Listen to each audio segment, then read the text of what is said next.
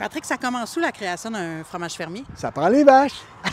Oh, salut! Je vais vous amener de la belle visite aujourd'hui. Ils sont super calmes. Ben oui, c'est des Jersey. C'est une race hyper curieuse, fine, cajoleuse, licheuse même. Là, qu'est-ce qu'elles mangent, les filles, en ce moment? Hey, c'est pas compliqué. La plupart des champs sont de l'autre côté de la 132.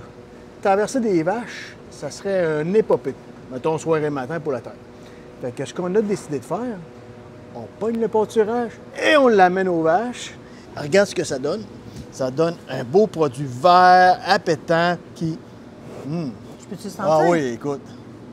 Ben, ça sent la luzerne. Ben, il y a une grosse partie de luzerne. Effectivement, c'est la base, mais c'est la base aussi pour que les vaches mangent. Si c'est pas appétant, les vaches n'en mangeront pas. S'ils n'en mangent pas, ils ne feront pas de lait. On prend cette luzerne-là, on la met dans un gros blender, on met des grains pour apporter plus d'énergie pour la vache, parce que ça reste que c'est des athlètes, puis il faut les soigner comme des athlètes. Donc, on rajoute de l'énergie sous forme de grains, on rajoute du minéral, parce que ça prend un apport de minéral, et du soda. Mais les vaches, ils peuvent aller dehors. OK, ils ont un accès dehors.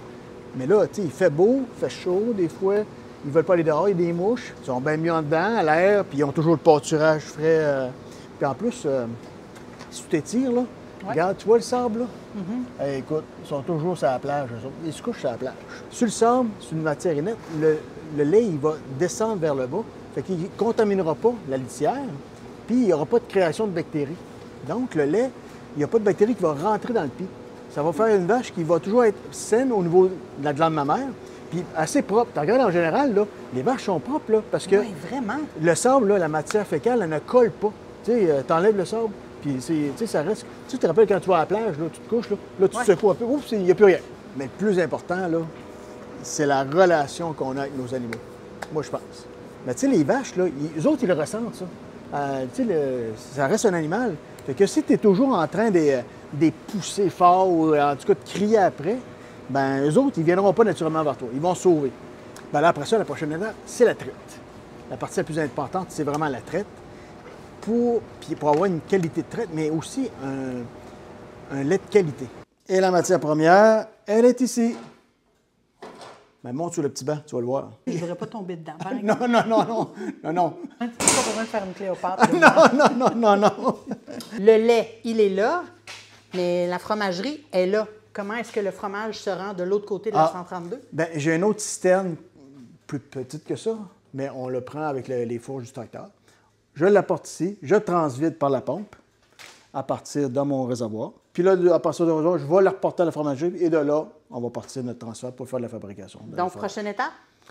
La fromagerie! Mais là, il faut s'habiller. Et voilà l'équipe. Un pied, deux pieds. Bingo, on sort les mains. Tiens. On s'en va dans le secteur cru.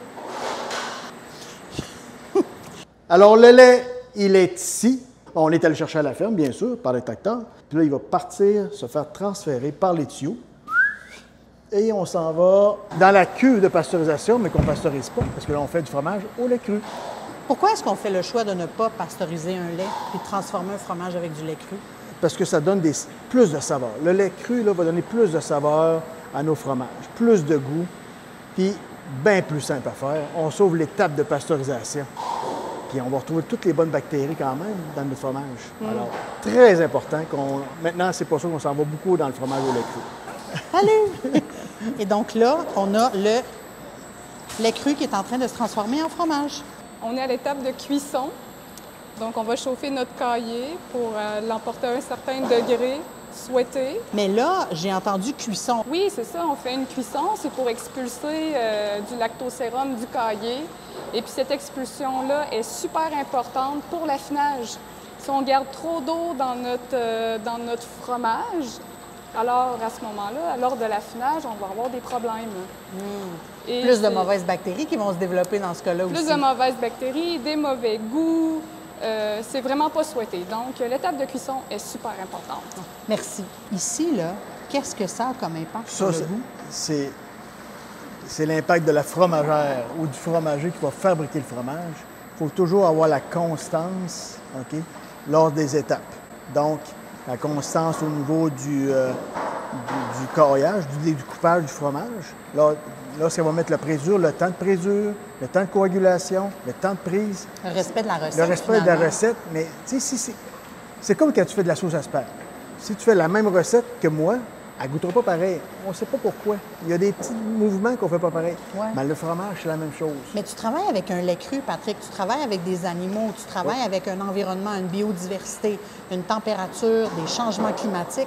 Comment tu fais pour, justement, assurer cette standardisation-là? Écoute, on accepte qu'il y ait une variation. On ne veut pas des hautes variations, mais on accepte d'avoir une variation. Puis Audrey va me le dire tout de suite. Aussitôt que je change un peu d'alimentation, elle voit tout de suite dans ses paramètres. Ah, temps de prise trop long ou trop court. Tu sais, fait que là, elle va se réajuster en conséquence. Donc, faire du fromage, c'est des gestes, mais c'est aussi beaucoup de données. Il y a beaucoup de données, mais c'est beaucoup aussi de visuel. Hein? C'est beaucoup de visuel. C'est du temps. Le meilleur ami d'un fromager, c'est l'horloge. Puis ça prend toujours un chronomètre pour t'aimer, pour savoir les données sont-tu bonnes? On est-tu hors des données? OK, parce que si on est vraiment hors des données, là, à un moment donné, ça marche pas. Puis les températures, il faut respecter les températures aussi. Tu sais, à un moment donné, est-ce qu'on met notre lait, on le rentre à 32, mettons, mais il faut le laisser à 32 pour que les ferments travaillent pendant au moins 1 heure. Puis après ça, on va en mettre l'emprésurage. Mais si le lait est à 30, il y a certains ferments qui vont moins bien travailler. Tu sais, ils ne vont pas développer les meilleures saveurs pour faire ton meilleur fromage. Il faut qu'on essaye de respecter le plus longtemps possible ces données-là. Alors, je vais te montrer les moules qu'elle va utiliser tantôt. On va mettre environ 11 kg de caillé là-dedans pour finir environ à 9 kg de fromage. C'est des moules micro-perforés. Le caillé, on pèse notre caillé qu'on met là-dedans. On descend ça, on met ça sous presse. Puis après ça, sous presse, bien là, il faut les virer aux heures ou aux 2 heures, dépendant des recettes, pendant un X temps. Puis ensuite de là, bien, le lendemain, on les démoule, on les extirpe des moules, on va les mettre en saumure ou les saler manuellement. Après ça, ils s'en vont dans le cale d'affinage pour les soins et devenir les meilleurs fromages fermiers. Elle a 6 mois, elle serait prête à déguster. Je vais aller la reposer. OK, quelqu'un veut dormir d'ici matin. Mais sérieusement, ici, c'est calme, habituellement. Oui, Fait que, température contrôlée, humidité c'est contrôlée. ça. Puis là, on les soigne aux petits soins, salés, à 3 semaines. Puis après ça, on les revire. Puis au mois après ça, ils sont virés. Puis si on a besoin de soins, besoin de soins. Salut, je m'appelle Jennifer Favra et mon titre officiel, c'est spécialiste en transformation laitière. C'est toi qui as créé la recette du François-Xavier. Oui. Qu'est-ce qu'elle a de particulière, cette recette-là? On s'est inspiré d'un fromage qui existe déjà. Puis après, j'ai comme changé les ferments, changé les paramètres pour dire que chaque fromage garde son côté unique. Et c'est un peu ce qui fait aussi l'intégrité fromagère, c'est qu'on ne vole pas la recette d'un autre. Quel fromage t'a inspiré? C'est un fromage Abondance qu'on trouve dans les Alpes, que j'ai eu l'occasion de fabriquer en fermier et en industriel.